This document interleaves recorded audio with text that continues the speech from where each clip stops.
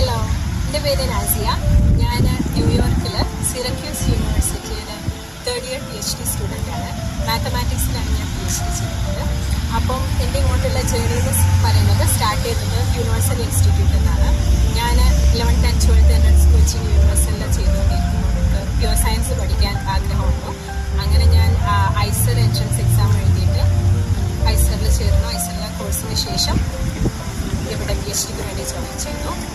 അപ്പോൾ എനിക്ക് പറയാനുള്ളത്, നിങ്ങളുടെ ഡ്രീം മെഡിക്കലാണോ എഞ്ചിനീയറിംഗ് ആണോ, അതല്ല ഇനി പ്യുവർ സയൻസ് പഠിക്കാനാണെങ്കിൽ നിങ്ങളുടെ ഐസർ, നൈസർ, IAC ഇതേപോലുള്ള ഇൻസ്റ്റിറ്റ്യൂട്ട്സിന് വേണ്ടിയിട്ടുള്ള എൻട്രൻസ് എക്സാമിന് വേണ്ടി യൂണിവേഴ്സൽ ഇൻസ്റ്റിറ്റ്യൂട്ട് നിങ്ങൾ പ്രിപ്പയർ ആക്കും.